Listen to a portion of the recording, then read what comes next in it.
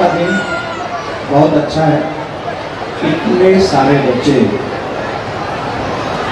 आज हमारे मध्य में हैं और मैं साधुवाद देना चाहूँगा अहमदाबाद के सभी माता पिताओं को जिन्होंने इस बात को समझा और एक बहुत बड़ी संख्या उन्होंने इस बात को समझा कि संस्कार किसको कहते हैं। गुरुजी, रामायण में जैसे कि बताया गया है कि राजा दशरथ के बाण से श्रावण मरे थे, श्रवण कुमार। तो ये कहा जाता है, मैंने मेरे पेरेंट्स से ये सुना है कि वो बाण का नाम था शब्दभेदी बाण। तो गुरुजी, जब दशरथ जी ने बाण चलाया तो बाण तो शब्दभेदी बाण, जहाँ से शब्द निकल रहे वहाँ जाके लगना था और आवाज़ आ रही थी मटके में से जिसमें से पानी भरा जा रहा था। तो वो बाण श्रवण जी को क्यों लगा, मटके पे न लगते हुए? यानी मैंने जो बड़ों से सुना है वो। बड़ों से कौन बड़े हैं जिन्होंने मटका बता दिया? मम्मी है, फिर पापा है जो। तो फिर ये प्रश्न तो मम्मी से पूछो कि मटका को क्यों लगा बाण। गुरु जी ने तो नहीं कही बात, तो गुरु जी से क्यों कर रहे? मम्मी से पूछो बाण मटके को क्यों लगा। जी गुरुजी, उनको भी नहीं पता था, इसीलिए मैंने आपसे पूछा। पहले तो ज्ञान का संशोधन करो। वो मटका नहीं था, कमंडल था, और कमंडल का आकार छोटा होता है, मटके का आकार बहुत बड़ा होता है। अब जब जल में से आवाज आ रही है, सरयू में से, कमंडल में से कितनी आवाज आएगी? तो कमंडल में जल भरेगा, कितनी आवाज आएगी? ज्यादा तो नहीं आएगी, ज्यादा नहीं आएगी, है ना। फिर भी जब पात्र डाला जाएगा शांत नदी में रात्रि के समय तो आवाज आएगी। और वहां बैठे थे दशरथ जी किस लिए कि कोई जानवर आएगा तो मैं उसका वध करूंगा, मनुष्य के लिए तो बैठे नहीं थे। तो इसका मतलब था कि वो जानते थे कि बाण किसको लगना चाहिए। अब नदी में जल पिएगा तो नदी को थोड़ी टारगेट करेंगे वो। अगर कोई जीव आया और नदी में जल पी रहा है तो नदी, आवाज तो नदी में से आएगी। तो इसका मतलब सरयू को टारगेट करना चाहिए तुम्हारे हिसाब से। फिर वो जीव टारगेट कैसे होगा जिस जीव को मारने के लिए वहां गए? क्या जीव बताओ? और गुरुजी ऐसा, यानी मैंने ये सुना था, जो जीव होगा उस जीव को टारगेट करके वो बाण चलाया गया, ना कि उस शब्द पे जो इस नदी में से आ रहा है। वो शब्द न तो पात्र में से नहीं आ रहा, वो पात्र में तुम्हारा, अगर तुम्हारे ऐसा से मटका भी मान ले तो मटके में से शब्द नहीं आ रहा। नदी का जल है, नदी में मटका गिरा तो नदी में से अब शब्द आ रहा है, तो नदी को थोड़ी टारगेट करेंगे। टारगेट तो करेंगे उसको जिसकी वजह से वो शब्द उत्पन्न हुआ है। तो वो परिधि, जो समय, वो जो सीमा है, उसको टारगेट करके वहाँ जो जीव होगा वो बाण उसको जाके लगेगा। राधे राधे। मैं ये पूछना चाहती हूँ कि सबसे सर्वश्रेष्ठ कौन है, विष्णु जी या फिर महादेव? और ब्रह्मा जी का नाम भूल गई? हाँ, ब्रह्मा जी। मतलब पहले पूछो, ढंग से पूछो। ब्रह्मा जी, विष्णु जी और महादेव जी में से सबसे ज्यादा सर्वश्रेष्ठ कौन है? तो हिसाब से तो बता दो, बाद में हम बताएंगे। विष्णु जी, क्योंकि उनके नाभि में से निकले थे। कौन? वो ब्रह्मा जी और महादेव जी, जितने भी लोग ने जन्म लिया था वो लोग उनकी नाभि में से निकले थे, तो सर्वश्रेष्ठ मेरे ख्याल से। देखो हमारी बात सुनो, आप जिनको विष्णु कह रहे हैं, आप जिनको शिव कह रहे हैं, आप जिनको ब्रह्मा जी कह रहे हैं, ये भगवान के स्वरूप हैं, समझे। वैसे जो सर्वश्रेष्ठ जिनको आप कह रहे हैं वो है ब्रह्मा। ब्रह्मा नहीं, ब्रह्मा। कौन? ब्रह्मा। ब्रह्मा, और ब्रह्म में वेद है। ब्रह्म से ब्रह्मा उत्पन्न हो सकते हैं, होते ही नहीं। और एक ब्रह्मा नहीं है, एक ब्रह्मांड नहीं है, अनंत कोटि ब्रह्मांडिक नायक जिनको कहा जाता है वो है ब्रह्म। अब ब्रह्म कौन है? वो निर्गुण निराकार है, वो सगुण साकार भी है।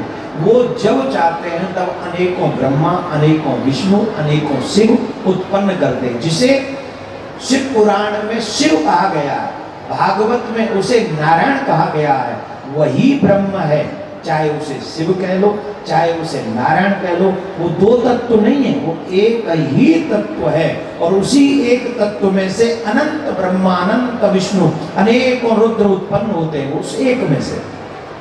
जिसे हम ब्रह्म कहते हैं, शिव भी कह सकते हैं, नारायण भी कह सकते हैं।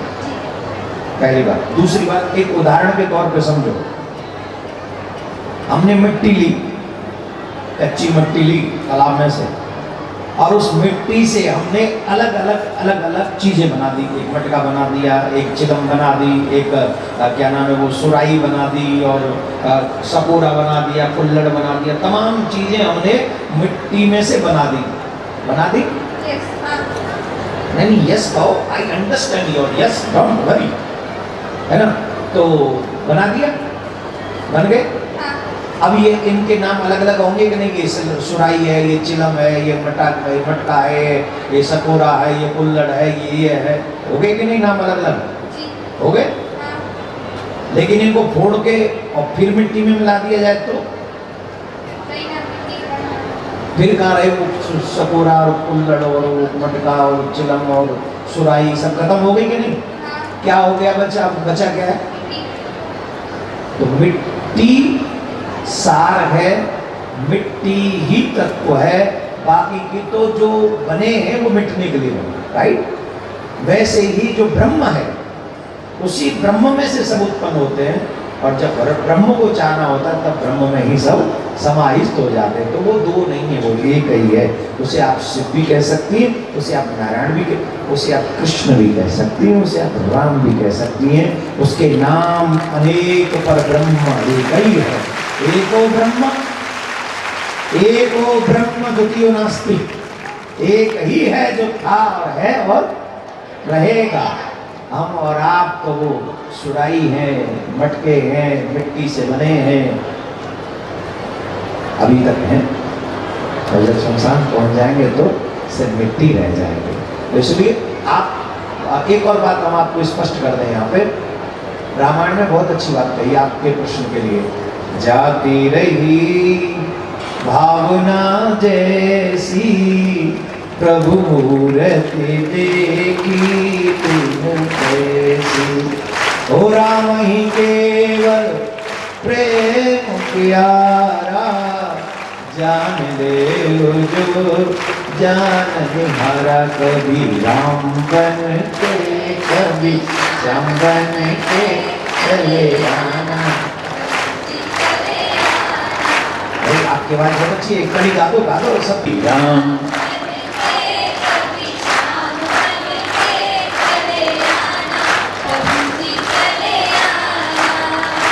प्रभु राम रूप में, सीता साथ लेके धनुष भूले गई है, ये लाली भूले गई है। धन्यवाद आपका, बैठ जाओ। बात समझ में आ गई? पक्का? अब कोई डाउट तो नहीं रहेगा? मेरा प्रश्न ये है, जब हमारी मृत्यु हो जाती है तो शव यात्रा निकलती है, तो राम नाम सत्य ही क्यों बोला जाता है? तुम कह के तो जाओ, तुम कह दो अपने घर वालों से, खबरदार किसी ने राम नाम सत्य कहा तो शिवम सत्य कहना है। वैसे एक और बात बताएं, तुमने नाम भी बड़ा अच्छा लगता है। हमारे शास्त्रों में ये भी प्रमाण है कि अगर किसी की अर्थी को आप देखें जाते हुए, तो आपके मुंह से शिव शिव शिव शिव अवश्य निकलना चाहिए। 3 बार शिव शिव कहें और उसके साथ 5-7 कदम चलें, तो आपको इसका बहुत बड़ा पुण्य मिलता है, बहुत बड़ा। अब बात आ गई राम नाम सत्य ही क्यों बोलते हैं? हाँ, ये दशरथ नंदन राम नहीं है। जिस राम नाम की चर्चा आप कर रहे हैं वो दशरथ नंदन राम नहीं है। जिस राम नाम को सत्य हम बोलते हैं वो ब्रह्म है। जिसे ओम ओंकार हम कहते हैं, जिसे हम ओम राम कहते हैं, ये वही ब्रह्म है जिसको जो अभी इससे आपसे पहले जो बच्ची बात कर रही थी, उसी ब्रह्म का नाम है राम। ब्रह्म राम ते नाम बड़ फलदायक परिचार। राम से बड़ा राम का नाम, तो उस ब्रह्म का नाम राम है। और इस भौतिकवादी माया में, संसारवादी मायावादी संसार में एक चीज समझने के लिए राम नाम सत्य बोला जाता है कि ये जो संसार के आवागमन में हम आते हैं और फंसते हैं और राम को भूल जाते हैं, तो जब व्यक्ति जाता है तो nothing will go with us. कोई भी कुछ भी चीज हमारे संग नहीं जाएगी। We will go to empty hands, खाली हाथ जाएंगे। लेकिन राम थे, मतलब राम सत्य था, राम सत्य है और राम सत्य रहेगा। ये बात मुर्दे को सुनाने के लिए नहीं बोली जाती, ये बात मुर्दे के पीछे, सबके पीछे चलने वालों को समझाने के लिए बोली जाती है कि राम नाम सत्य है। तो राम जी का नाम सत्य है, ये बात पीछे चलने वाले लोग समझ जाएं और गलत मार्ग से रुक जाएं, इसलिए इसको बोला जाता है राम नाम सत्य है। राधे राधे। बात समझ में आ गई? धन्यवाद गुरु जी। अब शिवम जी क्या बोला करोगे तुम? राम नाम सत्य है। कहाँ? शमशान में बोलना, कहीं ऐसा ना हो किसी की शादी हो रही वहाँ जाके बोल दो राम नाम सत्य है। हाँ, तो पता चला तुम्हारा अभिषेक हो जाए वहाँ, ठीक है? शिव जी वैसे हो, तुम्हारा अभिषेक कर देंगे वहाँ लोग। तो राम नाम सत्य वहीं बोलो, इसको समझो। आपके पास आके दर्शन लेने। क्या लेने? दर्शन, आशीर्वाद। हम नहीं दे सकते कुछ भी, यहाँ के लोगों ने दक्षिणा दी नहीं, हम तुमको क्या देंगे? आपको क्या लेना है? आशीर्वाद। ओ, वो तो है हम पे। जुग जुग जियो, गंगा जमुना तक तुम्हारी बाली फुलवारी बढ़ती रहे, खूब दूधो नहाओ, पूतो फलो, और खूब भगवान करे तुम्हारी फैक्ट्री देश विदेश में हो, और भगवान करे तुम दुनिया के सबसे अच्छे मानव बनो।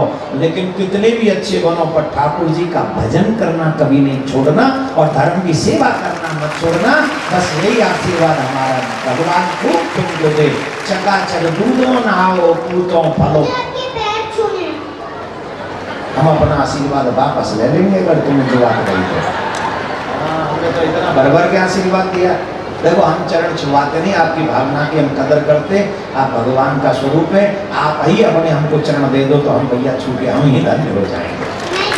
है थोड़ा सा। अरे बच्चे मन के सच्चे, भगवान को लगते अच्छे, तुम हो बच्चे तो हमको भी लग रहे हो अच्छे, तो दे दो अपने चरण बच्चे। क्यों? अपने चरण नहीं और हमारे चरण ले रहे हो? बड़े चालाक निकले बच्चे। नहीं, भगवान आपको बहुत बहुत खुश रखे। आपसे बात करके बहुत अच्छा लगा। आपको हम बुलाएंगे और अपने गले लगाएंगे, ठीक है? संस्कारी बनाओ अपने, ऐसे बच्चे संस्कारी बनाओ जो बच्चे संत महात्माओं के चरण छूने की जिद करते हो। क्यों? ऐसे बच्चों से बचो, खुद भी बचो। आओ भैया, आओ चलो।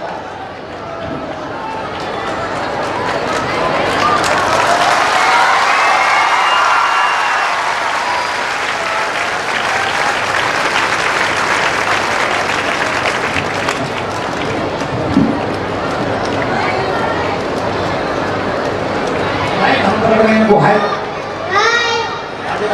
राधे राधे। इनको कहो निकम्मे हो, हाय हेलो छोड़ो, राधे राधे बुला लो। राधे राधे। तुमको भी कह रहे बोलो, राधे राधे बोला करो।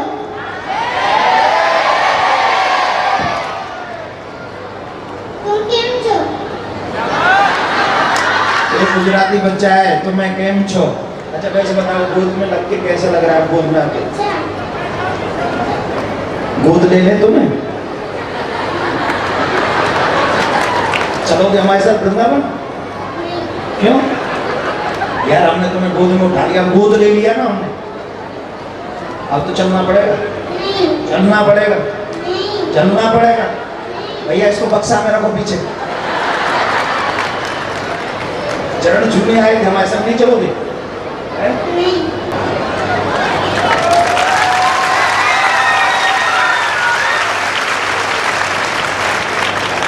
राधे राधे। राधे श्याम। गुरुदेव के चरणों में कोटि कोटि वंदन।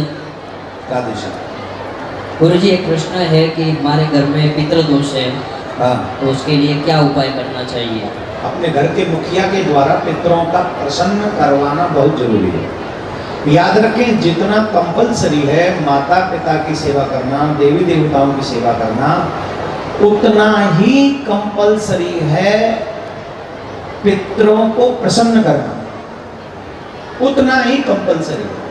पितृ प्रसन्न नहीं होते हैं तो घर में कलेश करवा देते हैं, पितृ प्रसन्न नहीं होते हैं तो काम बिगाड़ देते हैं, पितृ प्रसन्न नहीं होते हैं तो हमारे बनते हुए काम बिगड़ जाते हैं, पितृ प्रसन्न नहीं होते तो भाई भाई में नहीं बनती, पितृ प्रसन्न नहीं होते तो पति पत्नी में लड़ाई हो जाती है, पितृ प्रसन्न नहीं होते तो जॉब नहीं लगती, काम नहीं बढ़ता। और तो सबसे खतरनाक बात यह है कि अधिक ही पितृ रुष्ट हो जाएं तो वंश भी आगे नहीं बढ़ने देते। शास्त्रों में यहां तक प्रमाण है कि देवी देवताओं की पूजा के साथ साथ हमें अपने पितरों की पूजा अवश्य करनी चाहिए।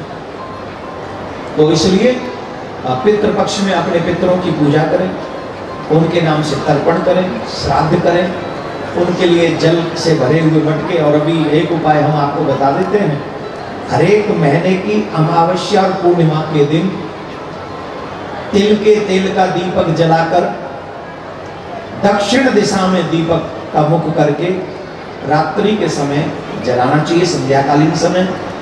और एक मटका, मिट्टी का मटका लेकर रसोई में रखना चाहिए, उसे आधा ढका हुआ होना चाहिए और पानी भरा हुआ होना चाहिए। हर एक अमावस और पूर्णिमा पे ये करना प्रारंभ कीजिए। हम आपको विश्वास दिलाते, धीरे धीरे आपके पितर आप पर प्रसन्न होना प्रारंभ कर दें। हम 8वीं कक्षा में पढ़ते हैं। अरे वाह, हम तो बताओ फिर।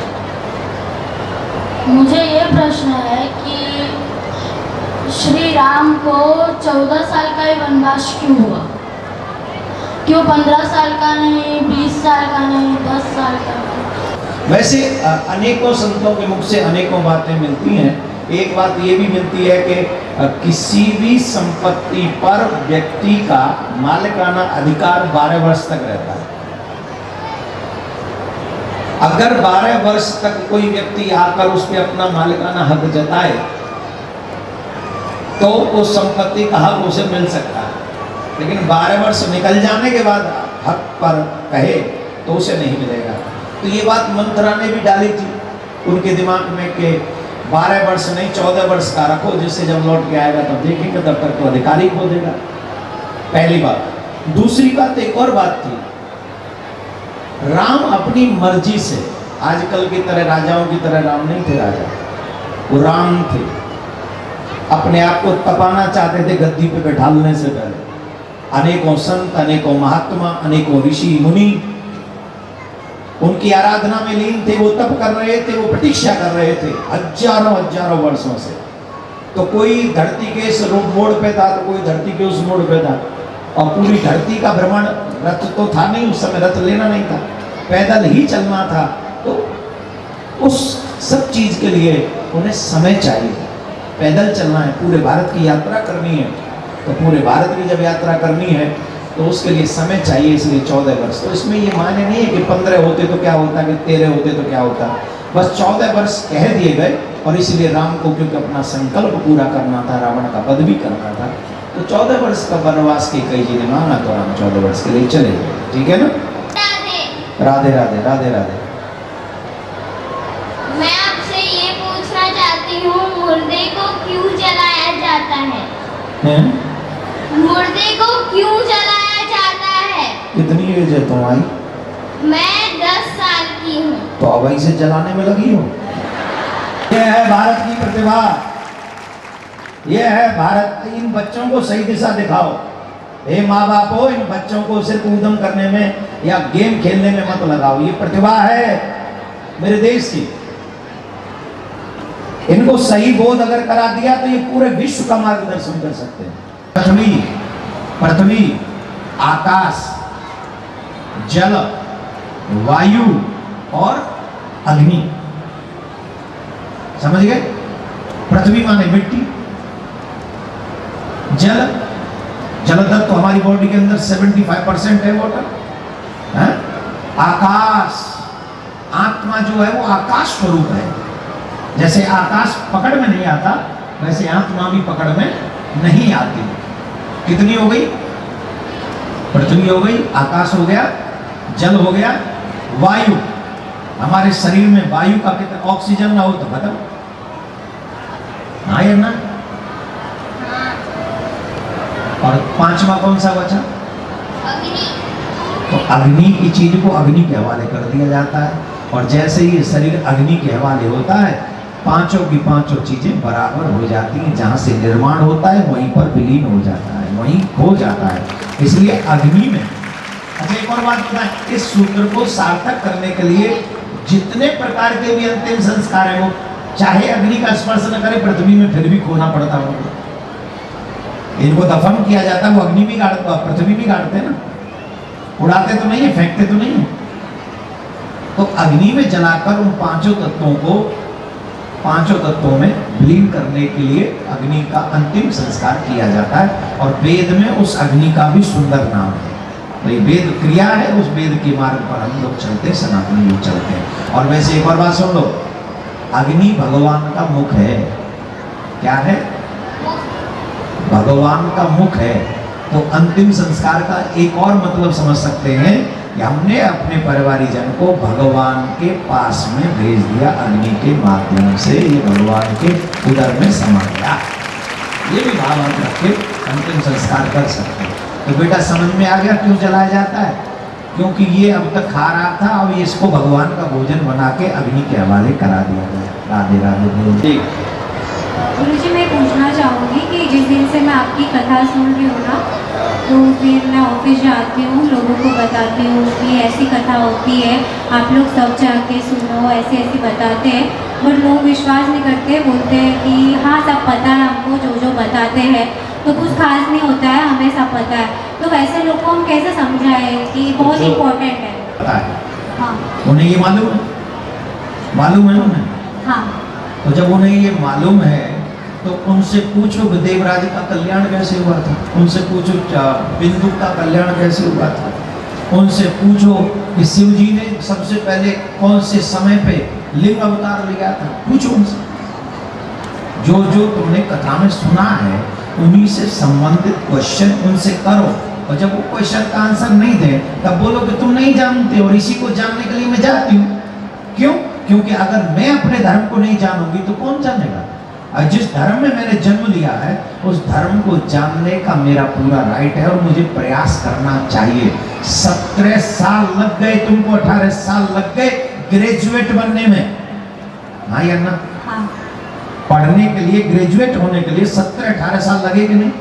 हाँ। लगे। लेकिन उससे ग्रेजुएट हुए, अच्छे मानव नहीं हुए।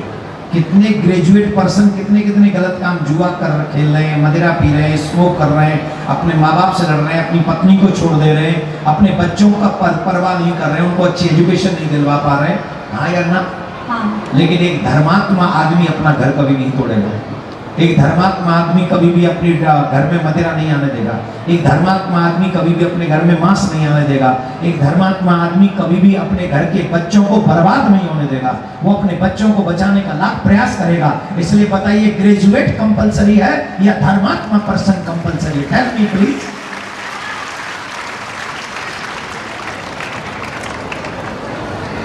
इसलिए मैं I am not against of education, मैं एजुकेशन के अगेंस्ट नहीं हूँ। आप पढ़ो लिखो, बहुत अच्छे बनो, लेकिन अपने धर्म को जानने का प्रयास भी हम सबको करना चाहिए, क्योंकि धर्मो रक्षते रक्षिता। धर्म की रक्षा तुम करोगे, धर्म तुम्हारी रक्षा करेगा। तुम धर्म के साथ अच्छा आचरण करोगे तो धर्म तुम्हें कहीं भी नीचा नहीं देखने देगा। तुम्हारा धर्म सिखाता है कि अपनी नजरें अपने व्यक्ति पर टिका के रखो। मीन्स अगर तुम शादीशुदा हो तो दूसरे की स्त्री पर हाथ नजरें नहीं उठाओ। अगर तुम जीवन भर इस धर्म का पालन करोगे तो बताओ कहीं नीचा देखोगे? बोलो। चोरी मत करो, तुम्हारा धर्म सिखाता है। तुम जीवन भर पालन करोगे तो तुम्हें कहीं नीचा देखना पड़ेगा। ऐसी तमाम चीजें बेटा, इसलिए वो क्या करते हैं उनको सोचना बंद कर दो उनके विषय में। जो अच्छे पॉजिटिव माइंड के लोग हैं उनको अपने संपर्क में रखो और उन्हीं से भगवत चर्चा और अपना काम करके जीवन को आगे बढ़ाते रहो, धर्मात्मा बने रहो। जितनों को ज्यादा हो सके अपने जीवन में धर्मात्मा बनाने का प्रयास करो, भगवान से प्रसन्न होंगे तुमसे। राधे राधे। सादर दंडवत। राधे श्याम। महाराज जी, मेरा प्रश्न ये है कि आत्मनिवेदी एकांतिक भक्त का स्वभाव कैसा हो रहे हो? ये प्रश्न उच्च क्वालिटी का है, उच्च श्रेणी का है। कितनी देर भजन करते होगे? 1 घंटा। करते हो? जी दीक्षा ले रखी है? हाँ, रामानुज संप्रदाय से। जहाँ से भी ले रखी है। जी तो ये आपका जो 1 घंटा है, ये उस समय प्रयास करो जिस समय या तो सब सो रहे हो या कोई तुम्हें डिस्टर्ब करने वाला ना हो, उस समय। और जाप के साथ साथ साथ साथ जो आपको करना चाहिए वो है ध्यान।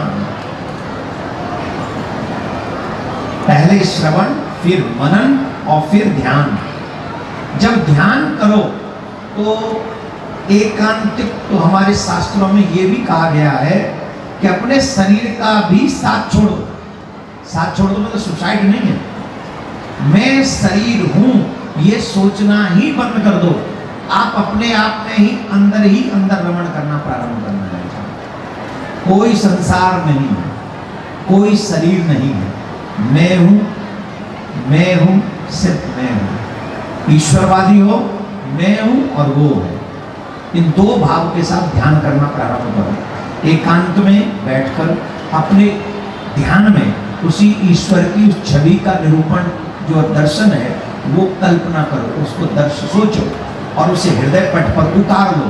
यही सात्विक भक्त का और एकांतिक भक्त का स्वरूप है कि वो एकांत में बैठकर आत्मचिंतन करते समय ध्यान की अवस्था में सिर्फ और सिर्फ अपने ईश्वर का ही स्मरण करता है, चिंतन करता है, मनन करता है, दर्शन करता है। पूछो।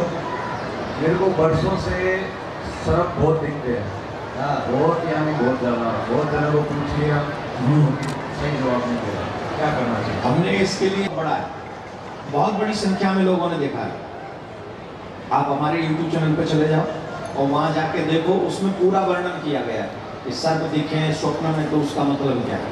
पूरा उसमें अपने अपने कौन सा कलर का स्वप्न सर्प दिख रहा है, हाँ, तो वो सब है उसमें। उस वीडियो को आप चेक कर लो तो और लोगों के प्रश्न हम ले लेंगे, ठीक है। गुरुजी, राधे राधे। गुरुजी, जैसा आपने कहा था हमें याद शक्ति बढ़ाने के लिए 41 दिन तक सलंग शिवलिंग पर दूध शक्कर चढ़ाना है, और अगर हमारा बीच में रुक जाता है तो फिर हम क्या करें? देवियों का अपना रहता है, तो उस समय 41 दिन तक रुकना नहीं है। वो आपके नाम से वो 4-5 दिन जितनी भी पूजा के समय नहीं हो सकता, उनको जाना चाहिए और उनके वहाँ अभिषेक आपके नाम से कर देना चाहिए। जब आप स्वस्थ हो जाए तो आप भी जाके कर सकती हैं, लेकिन वो कॉन्टिन्यूस होना चाहिए, रुकना नहीं चाहिए, ठीक है। स्वामी जी। कौन से जी? स्वामी जी। अच्छा, राधे राधे। मेरा नाम राघव है। राघव, कैसे हो? स्वामी जी, मेरा 4 सवाल है। अरे भैया, अब राघव हो तो 400 भी पूछ सकते हो, पूछो। स्वामी जी, मैं ये पूछना चाहता हूँ कि भगवान का नाम भगवान ही क्यों रहा, और सबसे पहले भगवान कैसे उत्पन्न हुए, और धरती पर सबसे पहले कौन जन्म लिया था, और धरती कैसे बनी? भगवान बोलो एक एक करके, एक एक अक्षर बोलो। भा, भा माने भूमि, गा, गा माने गगन, वा, वा माने वायु, आ माने अग्नि, ना, ना माने नील। जो पांचों तत्वों को अपने ऊपर अपने आप में समेटे हुआ है, वही भगवान है। ये पांचों तत्व कौन से हैं? ये वो पांचों तत्व हैं माय डियर, जो पांचों तत्वों से जीव बनता है, और जिसमें जीव समा जाता है। क्षिति जल पावक गगन समीरा पंच रचित यह अधम शरीर।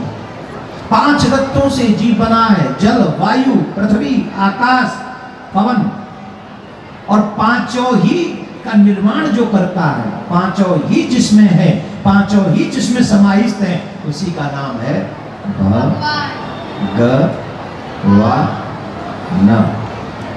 Do you understand, my dear Raghav? So, what do you think about Bhagwan? Tell me something. कुछ कहो जो अभी सुना है भगवान के विषय में, तुम भी कहो। भगवान किसे कहते हैं? बोलो। जिसमें मतलब भूमि, अच्छा चल छोड़ो, बहुत हो जाएगा। जिसमें पांचों तत्व समाहित हैं, जो पांचों तत्वों का स्वामी है वही भगवान है। जिससे पांचों तत्व प्रकट होते हैं वही भगवान है। समझ गए? और इस पृथ्वी का जो इसी में आ गया भूमि निर्माण, पृथ्वी किसने बनाई? ये प्रश्न था ना।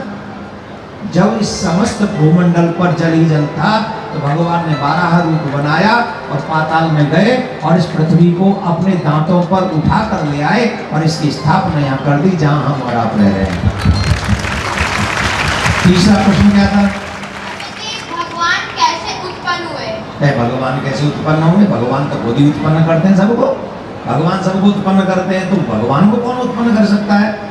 जिसको हमने आपसे पहले, सबसे पहले जिस बच्ची ने प्रश्न किया था कि शिव और नारायण दो हैं क्या, तो सबसे श्रेष्ठ कौन है?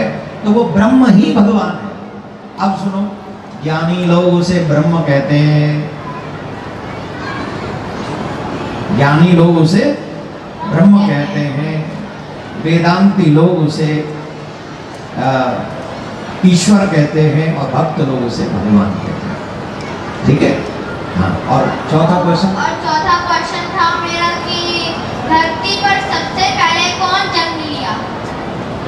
स्वयंभू और मन सतरूपा, जिनते भई नर सृष्टि अनुपा, दंपति धर्म आचरण लीका, अजहु गाओ श्रुत जिनके लीका। इस पृथ्वी पर पहले मनुष्य महाराज मनु हुए और उनकी पत्नी हुई रानी सतरूपा, और ये दोनों ही ब्रह्मा जी ने निर्माण किए और उन्होंने ही आके पृथ्वी पर मनुष्य जाति को उत्पन्न किया। तो आई होप राघव जी के आपको चारों प्रश्नों के उत्तर मिल गए होंगे माय डियर। नमस्कार गुरुजी, राधे राधे। गुरुजी मेरा नाम प्रेम है, मैं राजकोट से आया हुआ हूँ, वक्ता हूँ, लोक साहित्यकार हूँ। मेरे गुरुजी का संकल्प है कि भारत को विश्व गुरु बनाना है, तो मैं उस संकल्प के पीछे जुड़ा हुआ हूँ। तो आप मुझे ये मार्गदर्शन दीजिए कि जो मेरे साथ पढ़ते हैं, जो आजकल के विद्यार्थी के साथ मैं पढ़ाई करता हूँ, जो लोग पूरे वेस्टर्न है, मैं मंच पर से लोक साहित्य करता हूँ, तो लोगों को मैं कैसे बताऊं कि हम अपने देश के प्रति, अपने राष्ट्र के प्रति, अपने धर्म के प्रति जागरूक हो और अपने भारत को विश्व गुरु बनाएं। और अपने धर्म गुरुओं का पीछा करके उनसे ज्ञान की प्राप्ति करेंगे, अलौकिक ज्ञान की प्राप्ति करेंगे, दिव्य ज्ञान की प्राप्ति करेंगे। युवाएं मोबाइल में लगने की बजाय गीता में लगेंगे, भागवत में लगेंगे, अपनी पढ़ाई में, अपने सक्सेस में लगेंगे। मैं दावे से कह सकता हूँ भारत विश्व गुरु था और बन जाएगा। जय हो गुरुजी, राधे राधे। दुर्भाग्य है, रुक जा, दुर्भाग्य है कि बच्चे मोबाइल में मूवी देखना पसंद करते हैं, टॉक सुनना पसंद करते हैं, हॉट टॉक सुनना पसंद करते हैं, डिबेट में भी लड़ाइयाँ देखना पसंद करते हैं। जब फिल्में भी देखोगे फाइटिंग वाली, डिबेट भी देखोगे फाइटिंग वाली, तो कैसे तुम्हारा चित्त शांत होगा, कैसे तुम जो है अपने देश को, अपने परिवार को आगे बढ़ा सकोगे? मुश्किल वाली बात हो जाएगी। गुरुजी आजकल के जो युवा पीढ़ी है वो सब यही सोचते हैं कि हम पढ़ लिख कर IITS दे के विदेश में पढ़ाई करने जाए, पैसा कमाए। तो उनके बारे में अपने हिंदुस्तान के लिए मुझे 2 लाइनें कहनी है, तो मैं आपके सामने वो कह सकता हूँ कि हिंदुस्तान क्या है? जहाँ पे राम की मर्यादा है, सीता की तपस्या, लक्ष्मण की शक्ति, हनुमान की भक्ति, दशरथ का वचन, जटायु का त्याग, भीष्म की प्रतिज्ञा, विदुर की नीति, कर्ण का दान, अभिमन्यु का शौर्य, अर्जुन का बाण, एकलव्य की साधना, गीता का ज्ञान, महाभारत का संग्राम, दुशासन की छाती चीरकर लहू का पान करने वाला भीम का संकल्प, ये हिंदुस्तान है।